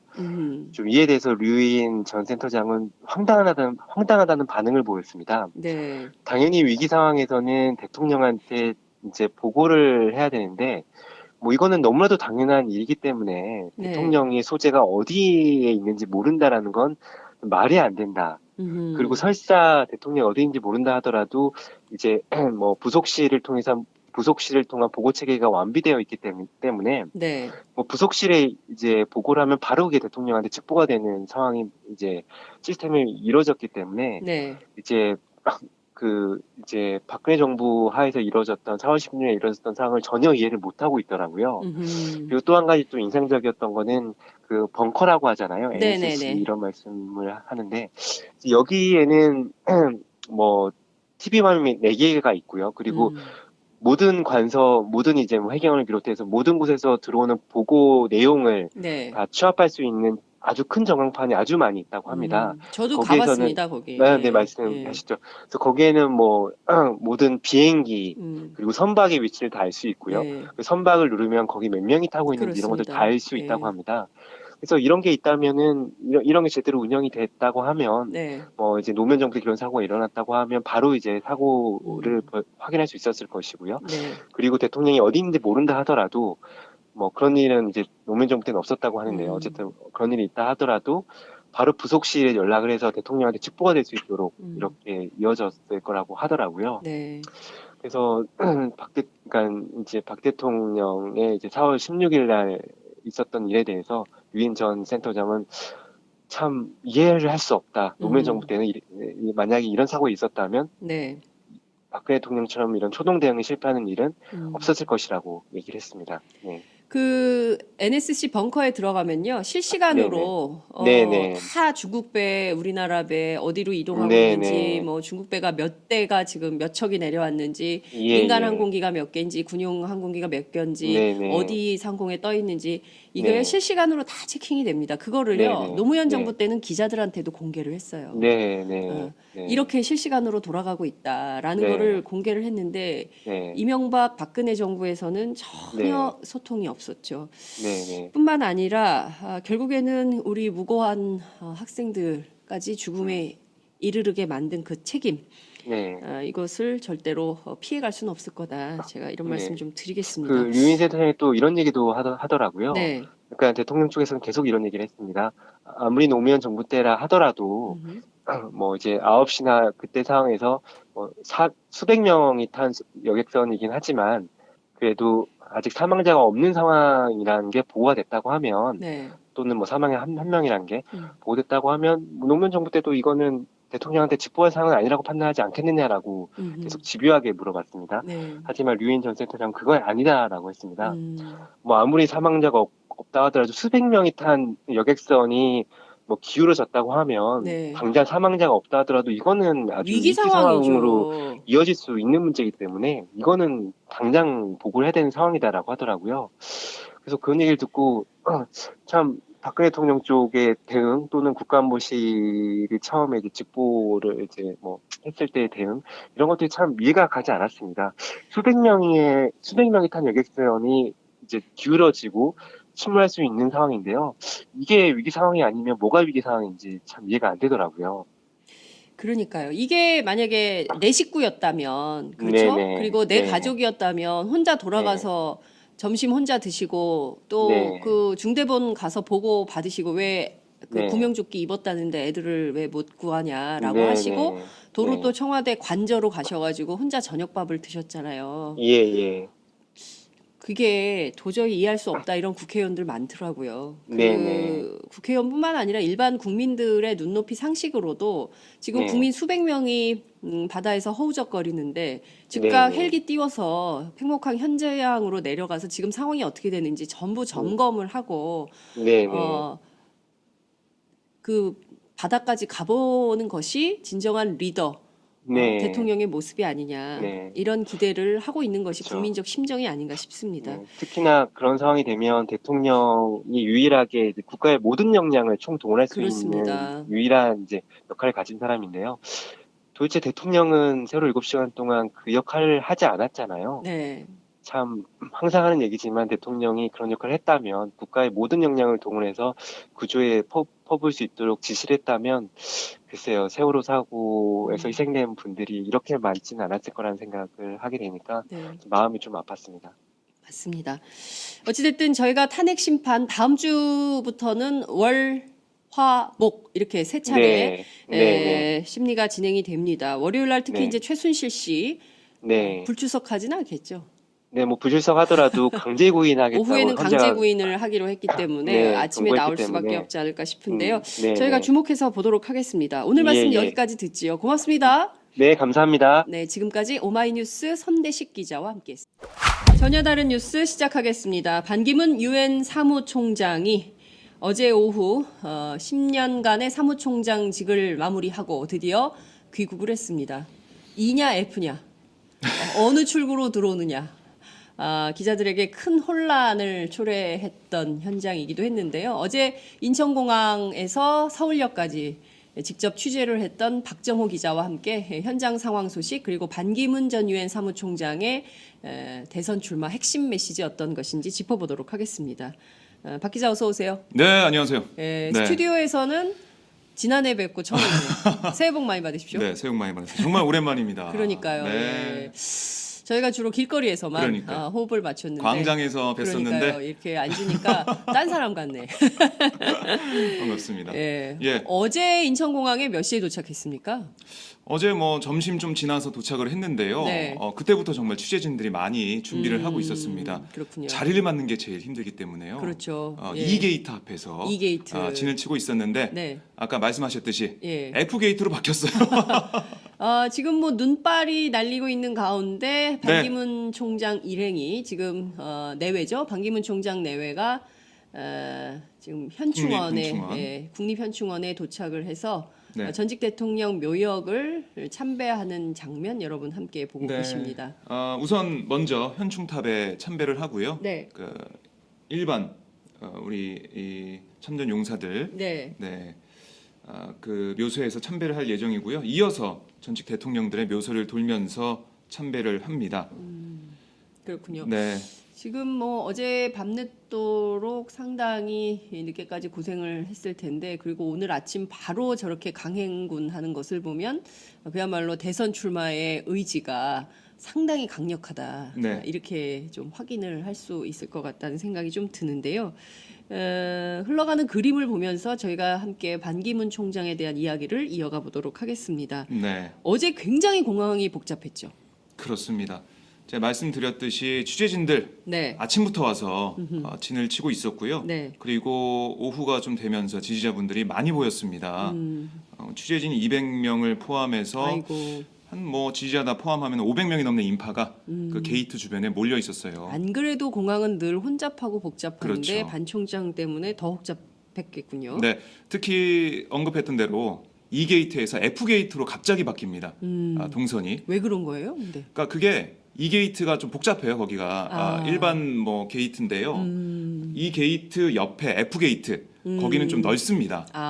맨 끝이기도 하고요. 네네네. 넓기 때문에 공항 측에서 좀 그쪽으로 옮겨달라. 왜냐하면 일반 시민들이 나오지 못할 지경에 이르니까. 그렇죠. 그런 상황이었고. 네, 그 반 총장에게도 좋지 않죠. 반 총장 그럼요. 때문에 우리가 늦게 나왔다, 빨리빨리 네네. 가야 되는데 이런 시민들의 불만이 폭증할 수가 있기 때문에. 네. 근데 굳이 이렇게 그 굉장히 많은 물론 지지자들도 나왔습니다만. 네네. 좀 그 오히려 혼잡을 초래해서 더 욕을 먹는 이런 상황은 아니었는지 궁금합니다. 그러니까 실제로 제가 목격한 거에 따르면요, 네. 한 남성이 네. 지지자분들에게 이 공항 입국장인데 네. 왜 이렇게 서 있냐, 일반 시민들이 못 나오지 않냐라고 항의하는 모습을 볼 수가 있었습니다. 그렇군요. 네. 네. 주로 지지자분들 어떤 분들이 나왔습니까? 뭐 모의 유엔 뭐 대학생이 하나 나오고 탈북자 대학생도 나오고 그랬다고 했는데요. 네, 실제로 그 좀 약간 좀 이렇게 좀 지정된 환영객 뭐 이런 느낌도 좀 들었습니다. 주로 네. 어떤 분들이 나왔습니까? 뭐 아까 말씀하셨던 꽃다발 전달해준 예. 네, 그런 분도 계셨고요. 예. 제가 좀 만나봤는데요. 네. 반 전 총장의 고향이 충북 음성입니다. 그래서 충청도에서 많이들 오셨더라고요. 아이고 인천공항까지. 네, 예. 뭐 차로 해서 같이 왔다 이런 분들이 좀 많았고요. 네. 여기저기 뭐 지지자들이 준비한 환영 현수막이 많이 걸려 있었습니다. 네. 그리고 반 전 총장의 행적을 지켜 세우는 칭찬하는 네. 그런 현수막 앞에서 기념 촬영을 하는 분들도 좀 보였고요. 그렇군요. 이렇게 충청도에서 많이 오신 분들 네. 그리고 이 뭐 마포나 인천이나 이런 곳에서 오신 분들도 계셨는데 네. 한 분은 들고 계신 피켓 네. 이게 무슨 뜻이에요 물어보니까 네. 잘 모르겠다고. 피켓을 들고 있는데 그 뜻이 네. 모르겠다고. 네, 뭐 무슨 내용이었는데요? 반지 모임이라고 돼 있어서 반지? 예, 그게 처음 뭔가요? 좀 봐가지고 반기문 지지 모임이에요? 그니까 저는 잘 몰라가지고 물어봤더니 네. 모르겠다고 자기도. 그러니까 모르는데 들고 있어요. 네 그런 피켓이 그러니까 통일된 여러 가지 피켓이 그 여러 군데에서 온 사람들이 들고 있는 그런 모습, 통일된 모습. 일종의 그 박사모 집회에 네. 그 이를테면 지역에 계신 그 퇴직 공무원들, 그 경찰 공무원들 가족들이 뭐 이렇게 보수단체 집회, 그렇죠. 보수단체 예. 집회에 한꺼번에 오시는 것처럼 어쩌면 어제 반기문 총장 환영 인파 중에는 버스를 대절해서 이렇게 동원된 흔적도 동원 흔적 의혹도 저희가 제기해 볼 수 있겠다. 그렇습니다. 이런 이 말씀을 좀 드릴 수 있겠네요. 어깨띠 그리고 예. 피켓 이런 네. 것들이 다 준비되어 온. 그러니까 누군가 내가 정말 반기문 전 총장을 지지해서 집에서 만들어 오고 이런 게 아니라 아하. 누가 가져가서 뿌린 듯한 그런 자발적으로 느낌을 많이 받았습니다. 만들었다기보다는 누가 딱 만들어서 피켓이나 또 어깨띠, 어깨띠나 이런 화이팅 것들을 반기문. 네. 화이팅 반기문 이렇게 네네. 해서 만들어 가지고 뿌린 느낌 이런 게 든다 이런 말씀 좀 주셨습니다. 굉장히 막 혼잡한 가운데 반기문 총장이 귀국을 했는데요. 네, 귀국 메시지를 좀 분석해 보겠습니다. 그렇습니다. 핵심 내용 어떤 건가요? 뭐 예상했던 대로 국민 대통합을 강조했습니다. 어제 5시 50분, 5시 30분쯤에 입국장으로 나온 반 전 총장과 부인 유순택 씨는 지지자들의 꽃다발과 화동들의 꽃다발을 받았는데요. 네. 화동 참 오랜만에 보는 그런 모습이었어요. 그러니까요. 네, 주로 한복을 입고. 북한에 이런 게 많은데. 네. 그러게요. 네. 그래서 좀 마치 몇십 년 전으로 돌아간 듯한 그런 느낌을 좀 받았고요. 제가 어렸을 때 봤던 아하. 그 보면은 뭐 공항에서 뭐 지도자들이 뭐 네. 대통령이 떠날 때 화동들이 나오고 뭐 그런 모습 볼 수 있지 않습니까? 그렇습니다. 그런 느낌을 좀 받았고요. 바로 옆에 준비된 발언대에서 준비된 메시지를 발표를 했습니다. 네. 분열된 나라를 하나로 묶어 다시 세계 인류 국가로 일으켜 세우겠다. 분명히 제 한 몸 불살의 각오가 돼 있다라고 말했습니다.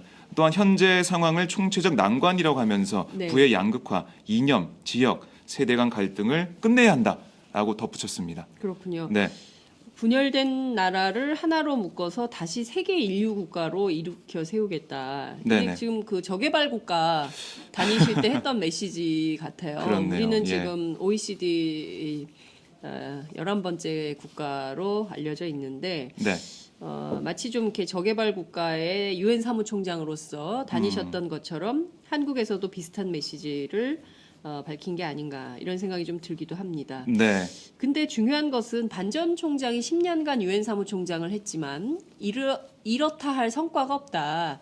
이런 것은 국내 언론보다는 오히려 외신을 통해서 훨씬 더 많이 그렇습니다. 지적된 네, 영국 이코노미스트는 역대 최악의 유엔 총장이다 이런 비판 보도까지 했습니다. 그렇습니다. 무엇보다 반 총장이 지금 중요한 것은 정권 교체가 아니다 정치 교체다 네. 이런 주장을 했어요. 그렇습니다. 그리고 나는 진보적 보수주의자다 뭐 이런 그 약간 네. 헷갈리는 진보 그 기자가 묻더라고요. 진보주의자입니까 보수주의자입니까 네. 이렇게 물었더니 나는 진보적 보수주의자다. 그렇습니다. 그러니까 이제 두 마리 토끼를 다 잡겠다 이런 전략으로도 보이는데 네, 어떤 메시지입니까? 정치 교체 언급한 핵심은 네, 반 전 총장 패권과 기득권은 더 이상 안 된다라고 네. 얘기를 했어요. 우리 사회 지도자 모두 책임이 있다. 그러면서 사회 지도자 모두 이제는 책임감, 남을 먼저 생각하는 배려 그리고 희생 정신이 필요하다라고 강조했습니다. 그러면서 정치권은 아직도 광장의 민심에 아랑곳하지 않고 오직 자신들의 이해관계만을 따지고 있다라고 비판했습니다. 그러면서 정권 교체가 아니라 정치 교체가 돼야 한다. 정치 교체가 이뤄져야 할 때다라면서 사실상 대권 도전을 선언했는데요. 네. 말씀하신 대로 뭐 진보주의자냐 보수주의자냐 이런 질문, 그 중앙일보가 기내에서 네. 반 전 총장을 인터뷰한 내용 중에 나온 문답인데요. 이렇게 답했습니다. 제가 잠시 전해드릴게요. 네. 사람들은 저를 보수주의자로 본다. 하지만 대한민국 지도자 중에 저처럼 진보적인 사고를 하는 이도 별로 없다.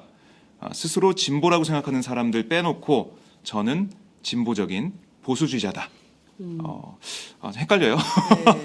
네. 유엔에서 성소수자와 장애인, 여성의 권리를 적극 옹호했다. 각국의 사형을 유예하도록 권장하는 유엔의 결정도 내 임기 때 이루어졌다. 저는 진보와 보수를 다 아우를 수 있다라고 그렇군요. 주장했습니다. 그거 이제 오바마가 주장했던 것들인데요. 네. 성소수자의 권리나 뭐 이런 그 사회적 약자에 대한 배려 이게 그렇죠. 사실은 어찌 보자면 뭐 그 자체만으로도 진보주의자다. 물론 이제 진보주의자들이 주장을 하긴 합니다만 그 네. 자체만 놓고 진보주의라고 하기는 매우 어렵다 이런 말씀을 좀 드리면서요. 네네. 사실 그 기득권 네. 비판을 하면서 패권주의 청산과 뭐 이런 것들을 이야기했던 것은 사실 2012년 대선 당시 이른바 안철수 현상, 그렇습니다. 새로운 정치에 대한 기대 이런 주장을 했던 그때와 이제 약간 데자뷰되는 측면도 네. 있는데요. 물론 이제 연세는 훨씬 많으세요. 반기문 총장이. 그렇습니다. 그 중요한 것은 그럼에도 불구하고 현재까지 제기된 수많은 의혹, 네. 반 총장과 관련된 의혹에 대해서도 뭐 질의응답 과정에서 좀 나왔습니까? 그렇습니다. 박연차 전 태강실업 회장으로부터 23만 달러를 수수했다는 의혹 네. 뭐 계속 제기가 되었죠. 여기에 네. 대해서 왜곡 폄훼라고 반발했고요. 어허. 그리고 뭐 기내에서 중앙일보 아까 인터뷰 내용을 전해드렸는데 네. 조선일보와도 인터뷰를 했습니다. 거기서는 뭐 동생 방기상 조카 네. 반주현 씨가 미국에서 뇌물 혐의로 기소당한 것에 대한 질의가 있었는데 네. 면목이 없다 이렇게 얘기하면서도 조카랑 1년에 한 번 만날까 말까 하는데 전혀 그 친구가 무슨 일을 했는지 모르겠다라고 피해 나갔습니다. 네, 그렇군요. 네. 미꾸라지? 기름장어? 뱀장어? 기름장어? 네. 어제 굉장히 민폐를 많이 끼쳐가지고 반기문 총장의 새로운 별명이 또 나왔다. 네네. 민폐장어. 민폐 기름장어.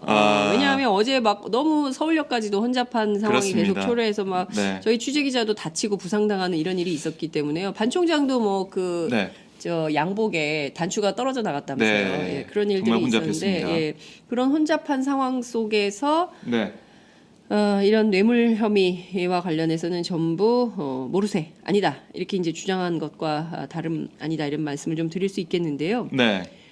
국민들 입장에서는 사실 이 친인척 비리에 대해서 굉장히 민감할 수밖에 없어요. 왜냐하면 지금 그렇습니다. 박근혜 대통령의 어떤 비선실세 농단, 네. 국정농단 문제가 지금 현재 진행 중이기 때문에 그런 측면도 있는 건데요.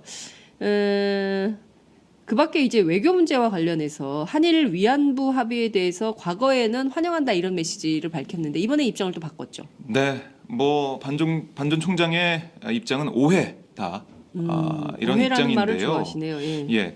유엔 사무총장으로서 분쟁에 있는 당사국 간의 협상을 통해 평화적으로 분쟁을 해결하려는 노력 그런 것에 대해 환영했다 이런 얘기입니다. 그런 노력에 대해서 그러니까 한일 위안부 협상이 된 것에 대해서 합의가 된 것에 대해서 환영한 게 아니다 이런 입장인데요. 네. 궁극적인 완벽한 합의는 위안부 할머니들의 한을 풀어주는 수준이 돼야 한다라며 이번에 논란이 됐던 부산 소녀상 건립 관련 네. 그러니까 일본 정부로부터의 여러 가지 이의가 있는 것에 대해서 이것에 대해서는 근시안적인 그런 안목으로 볼 게 아니라 네. 과거 직시를 바탕으로 미래지향적인 방향에서 합의돼야 한다라고 밝혔습니다. 10억엔 돌려줘라. 네, 뭐 그런 얘기도 했잖아요. 그렇습니다. 네. 뭐 그런 얘기도 했는데 예. 어쨌든 저는 이게 제가 볼 때는 네. 한일 위안부 합의, 그러니까 위안부 피해자 할머니들을 생각할 때 그리고 우리 역사적으로 생각할 때 이거를 뭐 분쟁이라고 볼 수 있는 이런 사안인지 저는 거기에 대해 근본적인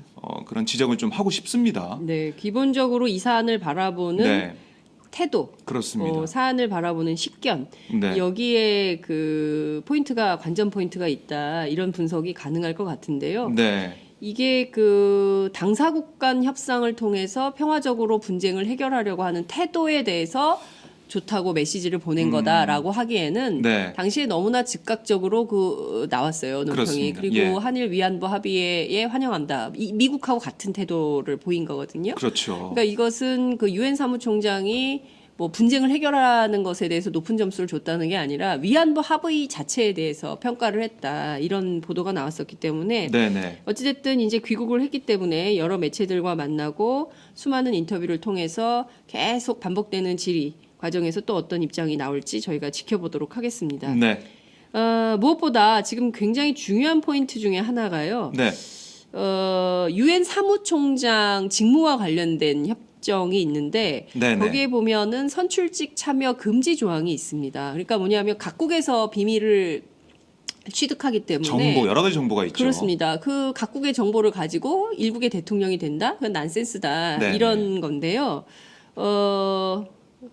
위법은 아니지만 이게 또 상도이라는 게 있지 않습니까? 그렇죠. 네. 네네. 여기에 대해서는 또 어떤 입장을 밝혔나요? 거기에 대해서는 취재진의 질문이 있었습니다. 네. 거기에 대해 정치적 행보, 선출직 행보를 막는 조항이 아니라며 공식적 답변은 여기서 하는 건 적절치 않고 유엔 당국에서 할 거라고 기대한다. 무슨 말입니까 이것은? 이거는 뭐 유엔의 그런 결의안이기 때문에 네. 유엔에서 답해야 된다 이런 얘기죠. 그렇군요. 참 기름장어라는 별명답게 여기서 네. 쏙 이렇게 빠져나갔는데요. 민폐 기름장어.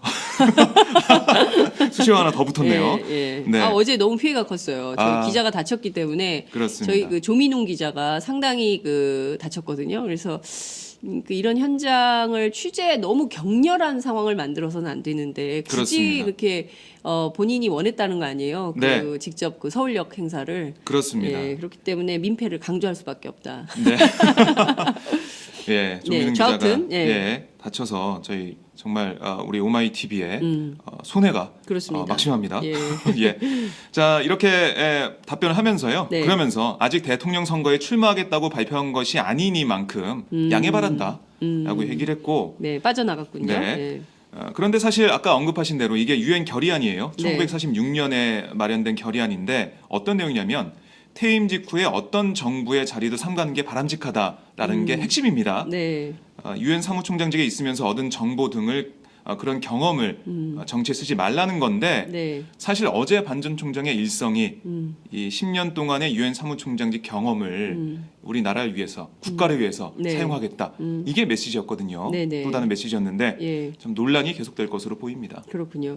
사실 유엔 결의안 법적 구속력은 없습니다. 네. 그렇지만 유엔 결의안이 갖는 정치적 함의는 굉장히 큰 거거든요. 북핵 문제 관련해서도 유엔 결의안 통과됐다 이러면 막 전 세계가 긴장하고 막 그러지 않습니까? 네.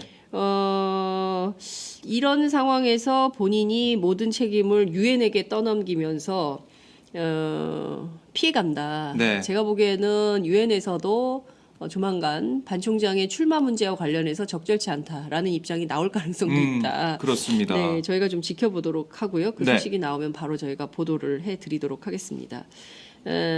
또 하나 포인트가 있어요. 네. 대한민국 공직선거법에 따르면 대통령 후보가 되려면 국내 거주 조건이 있습니다. 네. 그렇죠? 5년 정도는 살아야 된다. 근데 이분이 어제 왔어요. 그리고 그렇죠. 대선은 조만간 열립니다. 네. 아무리 길게 잡아도 올 12월이에요. 올 12월엔 해야 됩니다. 그렇죠. 네, 조기 지금 대선 얘기가 조기 대선, 있지만 예. 아무리 늦춘다 한들 올해예요. 그러면 이분이 1년이 안 된 상황이 네, 되는 네. 겁니다. 출마 자격 참 논란이 있죠? 그렇습니다. 이것도 참 큰 논란인데요. 네.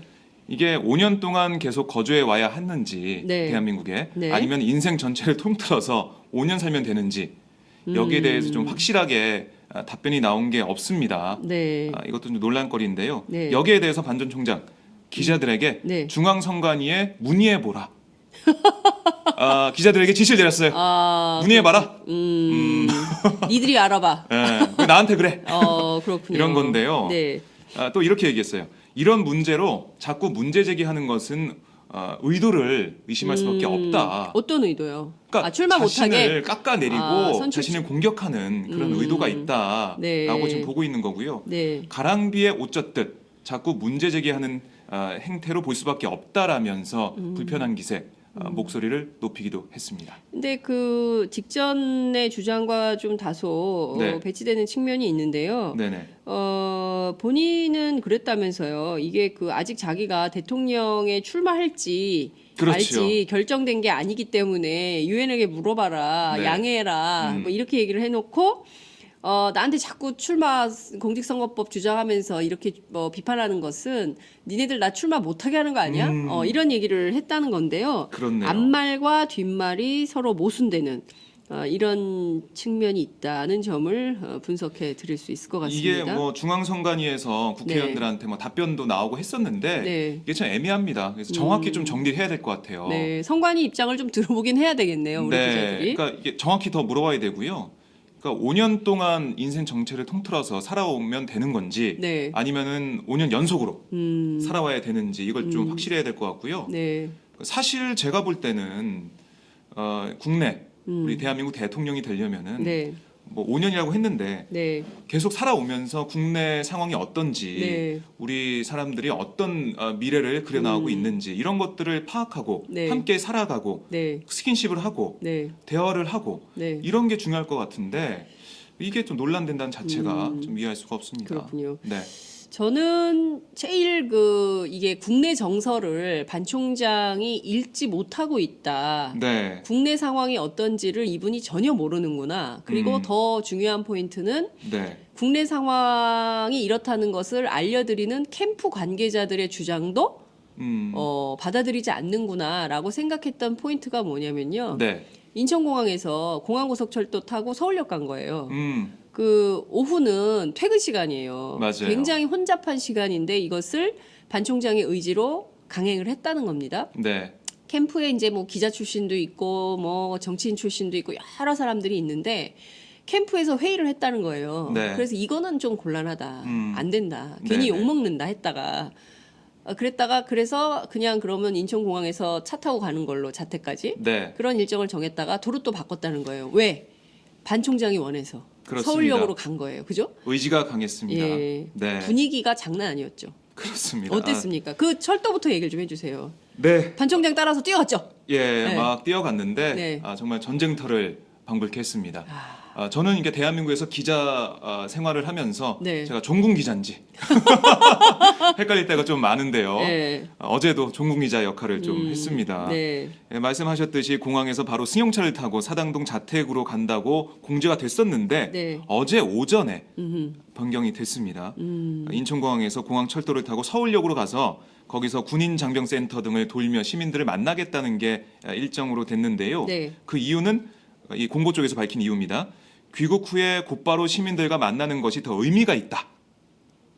바로 시민들을 만나야 돼. 뭐 이런 건데요. 그렇군요. 급해. 네. 빨리 만나야 돼. 뭐 빨리 이런 만나야 거였는데 되는구나. 예. 제가 직접 본 시간이 없어요. 모습은 시간이 없어요. 네. 경호원들과 네. 지지자 이 분들에게 둘러싸여 가지고 시민들을 만나기가 정말 어려웠습니다.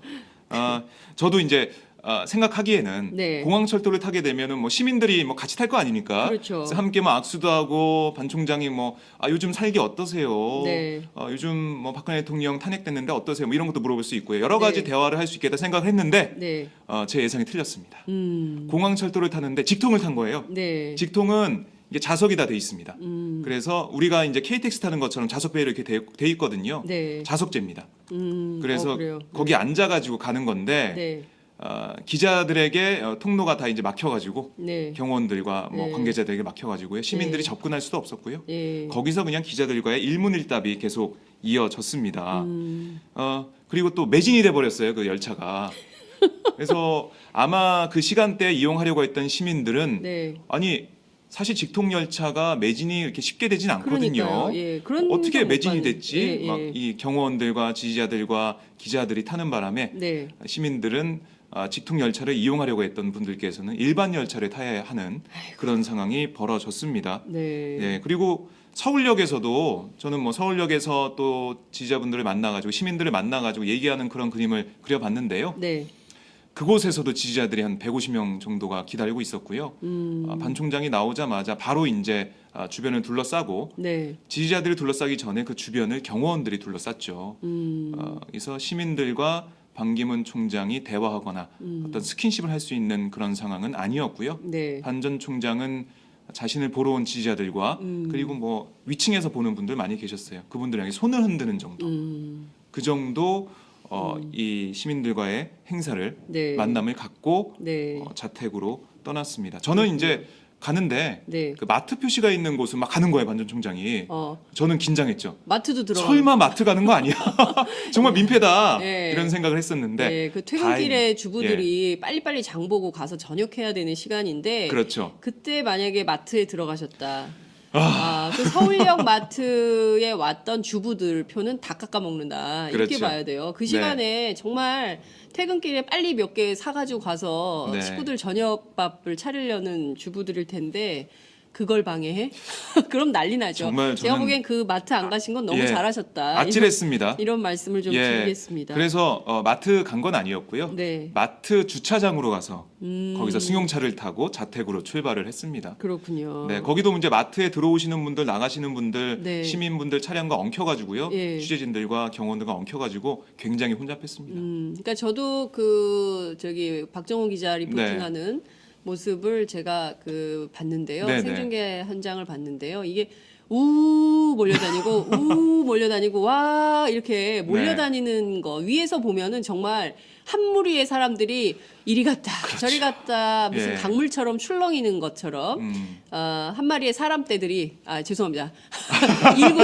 일군의 사람떼가 이리 갔다 네. 저리 갔다 몰려다니는 그 누가 시민을 만나겠어요. 저런 상황에서. 그러니까 네. 저런 포인트는 제가 보기에는 너무 이게 그 한국적 상황, 한국적 현실, 그리고 그 퇴근 시간대에 그 공공 대중 교통 시설이 얼마나 혼잡한지에 대한 이해가 불충분하기 때문에 네. 저런 상황을 고수했다가 민폐, 그렇습니다. 민폐만 끼친 것이 아닌가 이런 비판이 가능할 것 같습니다. 네, 어제 뭐 공항에서 네. 이 직통 열차 표를 사는데도 조금 시간이 오래 걸리는 모습을 볼 수가 있었고요. 네. 표를 사기가 좀 쉽지 않아서요. 왜냐하면 그 익숙하지 않아서 그런 모습 볼 수 있었고요. 어떻게 사는지 몰라요. 네, 쉽지 않죠. 그 저기 뭐야 편의점 들어가서 물도 샀다. 네, 예, 물을 네. 샀는데 목이 말라서 물을 샀다라고 예. 했는데 물은 뭘로 샀을까요? 설마 카드? 물을 1,000원인데. 예. 그 원래는 문구점을 가겠다라고 경호원들이 막 그 문구점을 찾느라고 왜 막 문구점을 헤맸는데 가요? 저녁에? 그거는 이제 확인이 안 됐어요. 왜 문구점을 가려고 그랬어요? 문구점 간대요. 막 이런 목소리를 제가 많이 들었는데요. 공항에 문구점이 어디 있어요? 있나? 글쎄요. 하여튼 여기저기 찾아 헤매는 그런 모습 볼 수 문구점 있었고 못 봤어요. 예, 네, 결국에는 공항에. 편의점에서 물을 한 병 사서 공항철도 오르는 모습 볼 수 있었고요. 또한 지지자분들이 그 공항철도 라운지에서 이제 그 반기문 전 총장 내외가 쉬고 있었는데 네. 거길 들어가겠다고 경호원들과 실랑이를 하는 모습 예. 고성이 계속 보였고요. 예. 좀 눈살을 찌푸리게 하는 예. 그런 모습이 곳곳에서 목격이 됐습니다. 자연스럽지가 않아요. 네. 우선 자연스럽지가 않고요. 저런 모습에 대해서 저희가 이제는 야 우리 이런 정치는 그만하자. 네. 얘기를 이제 좀 보수적 진보주의자, 진보적 보수주의자, 진보적인 보수주의자. 진보적인 네. 보수주의자. 진보가 됐든 보수가 됐든 중요한 것은 상식에 맞는 정치를 해줘야 된다는 겁니다. 네. 그냥 몰려다니면서 경호원들에 둘러싸여가지고 저기서 무슨 시민을 제대로 만나서 무슨 민생과 관련된 경청을 할 수가 있겠습니까? 네. 그러니까 저건 그야말로 반기문 내가 돌아왔다. 이렇게 많은 사람들이 나를 뜨거운 지지를 하고 있다라는 네. 보여주기식 그렇습니다. 언론용. 네. 예, 언론에 이렇게 그 반기문 맞습니다. 환영 인파가 많았다. 해외 언론이 또 주목할 거 아니겠어요? 네. 예, 그런 걸 보여주기 하려고 했던 것이 아닌가라는 비판도 가능할 것 같다. 이런 생각이 좀 정확히 듭니다. 지적을 해주셨습니다. 마치 퍼레이드라고 해야 될까요? 퍼레이드? 네. 롯데월드에서 하는 건데. 공항에서 서울역에서 자택까지 퍼레이드하는 모습을 저희가 좀 볼 수가 있었고요. 네. 이렇게 뭔가 좀 환영하는 네. 사람들의 모습을 계속 보여주면서 자신에게 제기됐던 여러 가지 의혹 있지 않습니까? 네네네. 그걸 좀 덮는 효과도 좀 볼 수 있지 않았나 네. 그런 생각을 해봅니다. 그렇군요. 네. 반기문 유엔 사무총장의 진보적 보수주의자. 네. 저는요 어제 이냐 F냐 논쟁이 있었잖아요. 이냐 F냐처럼 네. 그거를 제가 얘기를 했더니 네. 그 정봉주 의원이 저한테 그러더라고요. 네. 네. EF. EF? 예. 어. EF 둘 다. 진보냐 보수냐? 네. 진보 보수다. 아. 그렇죠. 그렇군요. 그렇습니다. 펩시냐 코카냐? 펩시코카. 뭐 이런 방식이 아니냐. 그래서 제가 보기에는 그 우리 SNS를 통해서 우리 네. 많은 애청자들이 재밌는 언어의 유희들을 또 해주실 언어의 유희 퍼레이드를 해주시기를 기대합니다. 네. 사당동 자택 네. 기자들이 갔죠? 그렇습니다. 저희 오마이 TV 정현덕 기자도 네. 그곳에서 추운데 네, 기다리고 있었어요. 네, 예. 아침부터 낮부터 네. 계속해서 뻗치기. 냉추위에 뻗치기를 했습니다. 예. 결국 관 전 총장이 8시 20분쯤에 도착을 했는데요. 네. 거기도 한 150명 정도의 지지자들이 모여서 반 총장을 반겼습니다. 눈에 띄는 사람이 있었어요. 누가 있습니까? 나경원 새누리당 의원님 아. 그곳에서 반기문 전 동작구 총장을 의원이죠. 예. 네, 반갑게 맞이했는데요. 네, 여기서 반 전 총장의 메시지에 좀 주목을 해야 될 것 같습니다. 네, 정유년은 닭띠해다. 밝은 새벽을 알린다. 뭐 사실상 대선 출마를 기정사실화했다라고 좀 볼 수가 있습니다. 네, 네, 새벽을 자신이 알리겠다. 열겠다. 예, 새로운 정치를 YS가 열겠다. 그런 말을 했죠. 닭의 모가지를 비틀어도 새벽은 온다. 네, 좀 변형이 됐네요. 네, 예. 네, 그런 발언을 했고요. 나경원 의원은 반 전 총장께서 성공적으로 임기를 마치고 돌아오셨다. 박수를 부탁드린다. 성공적으로 임기를 마친 건 맞습니까? 그런 주장. 주장만 하는 거죠. 네, 외신에서는 찾기가 좀 어렵죠. 네. 네, 이게 지금 해외 평가를 들어봐야 돼요. 네. 네. 지지자들은 세계의 대통령이다라고 주장을 하고 있지만 네. 세계적인 외신들은 실패한 사무총장이다, 네. 최악의 사무총장이다 이렇게 얘기를 하고 있습니다. 그렇군요. 네, 2011년 그러니까 그 진보 진영에서 처음 나온 게 빅텐트론입니다. 그러니까 그렇습니다. 이를테면 혁신과 통합이라는 명칭 하에 네, 당시에 이제 진보 진영에 있는 시민사회 일부와 그 다음에 민주당 그리고 그 이를테면은 진보적 정치인들까지 묶어서 네, 새로운 빅텐트 연합 정치를 해야 된다. 그래서 이른바 빅텐트 연합 정치론이 굉장히 뜨거운 논쟁이 됐던 게 2011년이에요. 그렇습니다. 기억합니다. 그리고 나서 네. 2012년 총선 대선, 그러니까 2012년 총선에서 빅텐트론으로 해야 된다. 그때 이제 빅텐트론의 찬성 반대가 엇갈려서 상당히 논쟁이 있었는데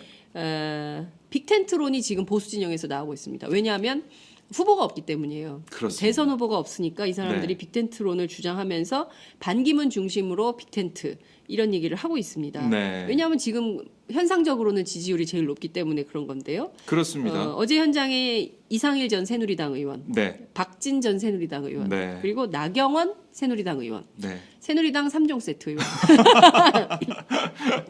네. 함께 정치권 했었죠. 인사들이 그 이른바 환영 영접을 나왔어요. 그렇습니다. 그렇습니다. 네, 반 총장 중심으로 빅텐트 네. 어떻게 보세요? 뭐 저는 이제 반 전 총장의 역량 그리고 앞으로 검증이 어떻게 되느냐 이게 좀 달려 있다고 보는데요. 아까 말씀하신 대로 정치권 인사들은 생각보다 많이 나오지 않았다라는 그런 네. 생각을 좀 해볼 수가 있는데요. 네, 제가 충청권 새누리당 의원을 만나서 좀 물어봤습니다. 네, 공항에 안 나가실 거냐? 안 나간다는 거예요. 왜 안 나오고? 왜 안 나가냐? 네. 아니 우리 충청권 충청인데. 의원들 다 갈 수 있다. 하지만 충청권 의원들이 서게 되면 반기문 전 총장을 충청권에 가둘 수가 있다는 거예요. 그러니까 고도의 전략을 통해서 충청권 의원들이 그 현장에 안 나간 거죠. 그러니까 왜냐하면 우리는 빅텐트를 만들어서 네. 크게 가서 네. 정권을 지켜야 되는데 네. 거기에 서 있게 되면 충청권 인사로 낙인을 찍히게 되고 더 이상 확장할 수가 없다. 이런 전략이 숨어 있는 거죠. 그렇군요. 네, 충청권에 반기문을 가둘 수 없고 전국적 일종의 전국구를 만들어야 된다. 그렇습니다. 예, 빅텐트. 네, 빅텐트 전국구를 네. 만들어서 대선 전략으로 전국구 정봉조 의원이 이제 전국적 인사로 만들어 가지고 가야 된다. 그렇습니다. 이런 건데요. 네, 네. 그 지금 지지율이 음. 높아지고 있습니까? 어제 귀국한 이후로? 근데 지금 막 검증에 막 여러 가지 칼날을 피하기 어려운 지금 좀 상황이고. 하락세입니다. 하락세. 예, 20%대는 유지하고 있지만은 하락세고요. 네. 문재인 전 대표가 이 1위로 독주를 하고 있는 그런 모양새가 되고 있고 네. 그 이후에 뭐 이재명 성남시장, 안철수 전 대표 거론이 되고 있는데요. 지금 1, 2, 3가 그대로 계속 그렇습니다. 고착화되는 예, 고착화되고 분위기네요. 있는데 예. 반 전 총장은 약간 좀 하락세를 보이고 있습니다. 어제 귀국 기자회견에서 아까 말씀드렸듯이 국민 대통합, 정치 교체 등을 강조했는데 뭐 이런 얘기처럼 자신을 중심으로 한 정계 개편을 시도할 것이다라는 게 정치권의 분석입니다. 현재 새누리당과 바른정당이 적극적으로 구애를 보내고 있고요. 네. 김무성 전 대표 와서 경선하자 이런 러브콜을 보내고 있고요. 네. 새누리당에서도 그분 정우택 출마 안 한다고 그러지 않았어요? 김무성 그러니까 와서 이제 유승민 자당에서 유승민 대표나 대표랑 경쟁해라. 남경필 지사랑 경쟁해라 이런 거고요. 네네네. 정우택 원내대표도 새누리당 원내대표도 제가 물어봤습니다. 반 전 총장 어떻게 할 거냐? 그랬더니 우리가 먼저 빨리 혁신을 해서 모셔야지. 네. 그리고 나는 언제든 연락하면 반 전 총장이 뭐 전화 통화가 된다. 뭐 이렇게 인맥을 또 과시하기도 했습니다. 네. 자, 어쨌든 뭐 이렇게 충청권 의원들은 네. 반 전 총장의 결정을 따라서 이동할 가능성이 커 보이고요. 네. 여기에 국민의당 그리고 손학규 전 대표 등 개헌을 얘기하고 있고 네. 중도를 얘기하고 있는 이런 제3지대 정당들이 함께할 수도 있습니다. 민주당과 정의당을 제외한 모든 정치 세력이 함께하는 개헌과 중도라는 고리로 함께하는 이런 시도 빅텐트를 할 것으로 보이는데요. 어제 아까 말씀하신 대로 중앙일보 기내 인터뷰에서도 네. 김종인, 손학규, 안철수 등을 만날 계획이 있냐라는 기자의 질문에 만날 용의가 있다. 만나야죠. 시간이 없으니까 실질적인 대화를 해야죠. 라고 의지를 드러냈습니다. 그렇군요. 네. 반 총장 캠프에 이명박 네. 전 인사들, 이명박 정부 전 관계자들이 상당히 포진해 있는 것으로 전해지고 있습니다. 그렇습니다. 이명박 전 박승준, 대통령이 이동관. 다음 대통령은 내가 만든다. 이런 얘기를 한 바 있어요. 예. 실질적으로 반기문 총장을 통해서 이명박 전 대통령이 목적했던 바를 이룰 수 있을지 저희가 오마이 TV가 현장에서 네. 지켜보도록 하겠습니다. 중요한 것은 컨텐츠 그렇죠. 내용이죠. 그러니까 네. 어떤 노선도 중요하지만 중도냐 보수냐 진보냐 뭐 이런 정치에서 노선도 중요하다고 저는 생각을 합니다만 네. 더 중요한 것은 어떤 정치를 실질적으로 구현해내는가 실천하는가 말은 뭐 많이 할 수 네. 있어요. 박근혜 뭐 대통령도 얼마나 좋은 공약이 많았습니까? 국민 대통합, 그렇습니다. 국민 행복 시대. 네, 뭐 100% 이런 거 대한민국은 했죠. 100% 이뤘어요. 대한민국. 또 이뤘어요. 이뤘어요. 광화문에서. 예. 네. 중요한 것은 그 현재 국민적 삶이 나아지지 않고 있다는 점. 그렇습니다. 그리고 그것을 바꿔내기 위한 그 어떤 정치적 노력도 실질적으로 하지 않고 있다는 점. 예. 외국의 눈치만 보고 자국의 국민들의 삶에 대해서는 등한시하는 그런 리더, 네. 그런 대통령에 대해서 그야말로 촛불 민심이 용인하기 매우 어려운 상황이다. 예. 저는 이런 말씀을 드리고 싶네요. 저는 사실 어제 반기문 전 총장에게 이런 질문을 좀 하고 싶었어요.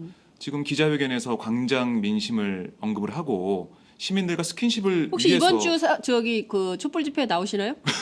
반기문 총장? 안 광장 나옵니다. 민심 얘기했으니까 안 나옵니다. 그래서 나와야죠. 그걸 물어보고 싶었어요. 네, 나오라고 해야죠. 시민들과 스킨십 그럼요. 대화하겠다면은 그 광장에 나와서 맨 앞자리 드리죠. 저희가 모시고 네. 인터뷰도 하고 그러니까 예. 백기환 선생님 옆자리. 거기서 정말 네. 우리 대한민국의 문제가 무엇이고 적폐가 무엇이고 네. 어떤 대한민국을 바라고 있는지 시민들의 목소리를 정말 네. 가감없이 들을 수 있는데 네. 거기에 나오실 거냐고 질문하고 싶었지만 네, 접근할 수가 없었습니다. 그렇군요. 경호원 때문에. 경호원들이 네. 선글라스 끼고 박정호 기자의 질문을 막았군요. 접근을 막고 있어요. 정말 박정호 기자에게 질문할 기회를 주십시오. 네, 질문하고 싶습니다. 질문남 박정호.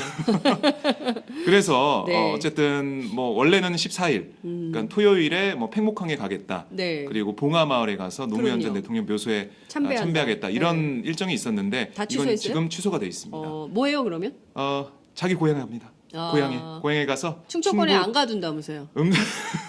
그러게요. 네. 이 앞뒤가 안 맞네요. 네. 음성과 충주에 들러서 예. 거기 또 많은 환영 인파들이 모일 것으로 예상이 되는데요. 예. 새몰이를 할 것으로 보입니다. 그렇군요. 모친도 예. 고령의 모친도 예. 찾아뵐 예정이고요. 예, 네. 그렇군요.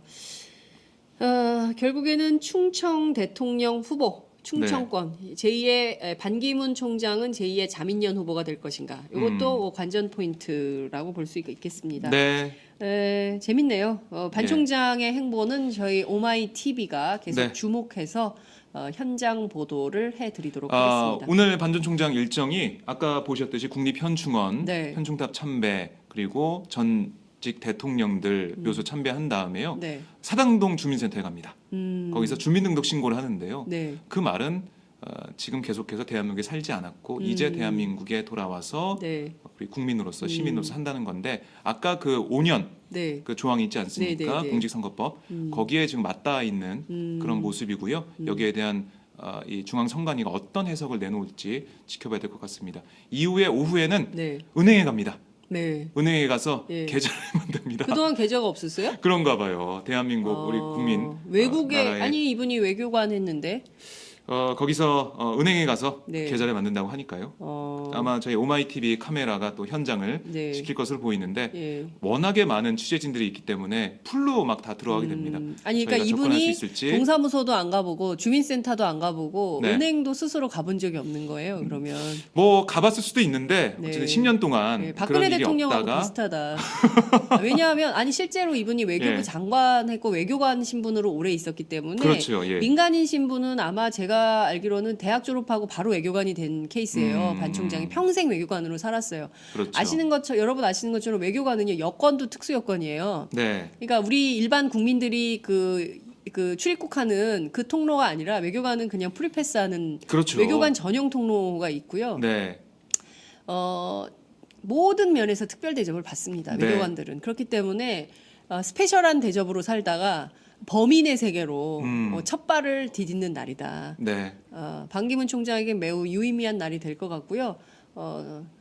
계좌 등록 잘하시기 바랍니다. 요새는 전자로 다 하는데, 그죠? 그렇죠. 네. 전자 그런- 모바일 시대인데 네. 모바일 쓰는 것도 좀 알려드려야 돼요. 모바일로 계좌 이체하는 방법 이런 거 인터넷 뱅킹이나 인터넷 뭐 이런 뱅킹 것들 이런 좀 거를 잘 배우셔야 될 것 배우셔야 될 것 같아요. 같다는 말씀 좀 드리겠습니다. 네. 자, 오늘 말씀 여기까지 듣지요. 고맙습니다. 저 가야 되나요? 예, 더 하시게요? 앉아 있고 싶은데. 네, 내일 광장에서 뵙도록 하겠습니다. 내일 또 저희가 촛불 집회 네. 12차. 그렇습니다. 12차. 촛불 집회. 우리 예. 박정호 기자 개근 중입니다. 저희 박정호 기자에게 개근상을 주십시오, 여러분. 네. 내일 현장에서 뵙겠습니다. 네, 고맙습니다. 내일 춥다니까 따뜻하게 입고 그러니까요. 오십시오. 네. 지금 눈 오죠.